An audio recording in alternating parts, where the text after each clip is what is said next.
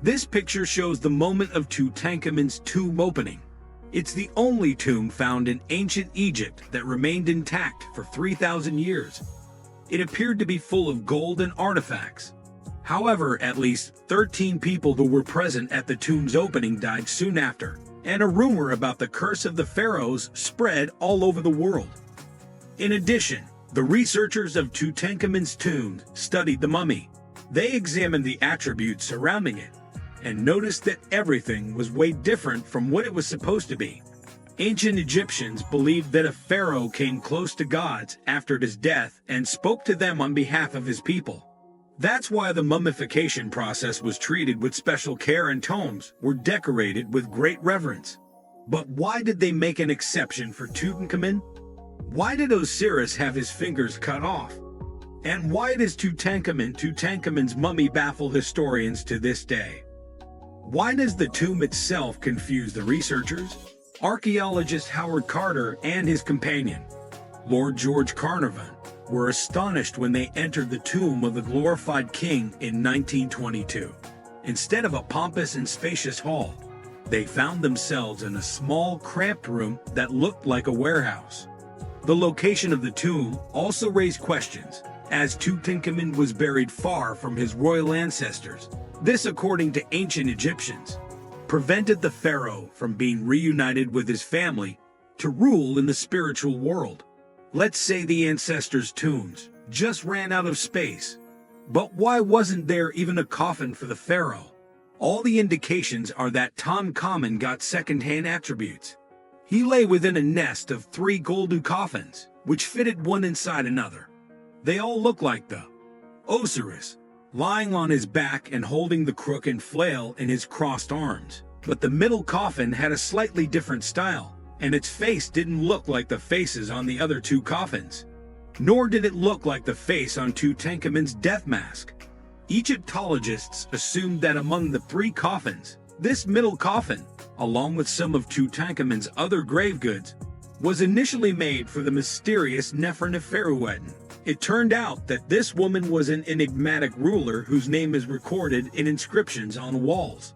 Apparently, she lived at the time of Akhenaten, Tutankhamun's father, but died earlier and could never assert authority on her own.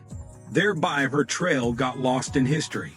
In addition, the undertakers cut off the part of the coffin that protruded from the sarcophagus, preventing the lid from closing. Later, archaeologists found fragments of Osiris, sawn-off toes at the bottom of the sarcophagus. Nothing could erase the fact that Tutankhamun was buried hastily. After all, archaeologists found traces of Osiris readjustment everywhere, indicating that the tomb itself was intended for another dignitary. Likely, the pharaoh died suddenly, and no one was prepared for that. But what was the cause of the pharaoh's death? There are so many of them that it's hard on one. Tutankhamun was a child of 2 siblings. As a result, he inherited genetic defects and congenital clubfoot. He was limping all his life and moved with a walking cane. 350 gold-plated, finely painted walking canes were found in his tomb. He had a weakened immune system and brittle bones. Signs of malaria were found in his mummy. Despite his ailments, the young Tutankhamun king enjoyed the fun and took rides in a chariot. Maybe this is why the leg of his mummy is broken, but it's still unclear why there's no heart since Egyptians never removed this organ, believing it to be the center of a person's mind. King Tut's mummy is generally of low quality because it has a huge incision that no mummy has, stretching from the hip to the belly button. If we put all these facts together and attempt to assume how exactly did the young pharaoh die, we can get something like this.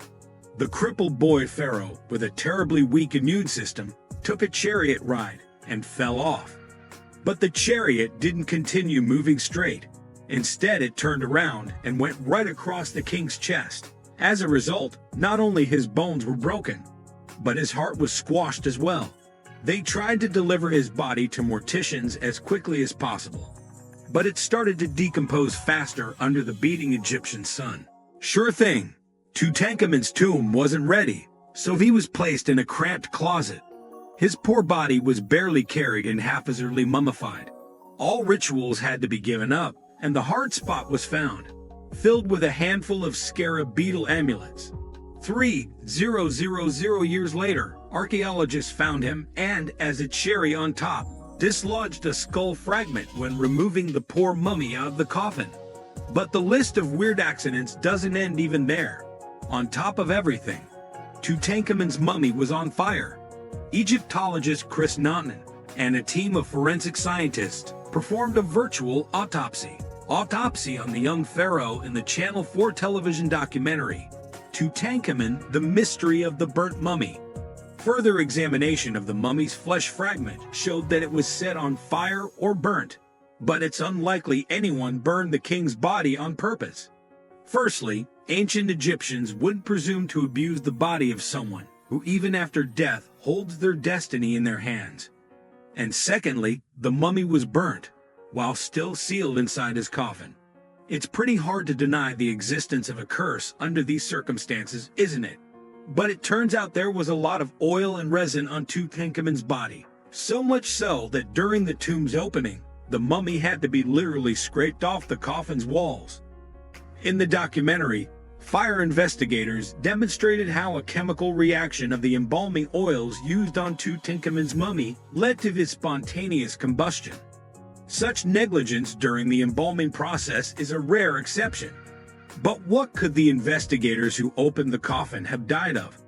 After a series of unexplained deaths of scientists and archaeologists and members of their families, many adherents of the idea of the curse of the pharaohs appeared in the world.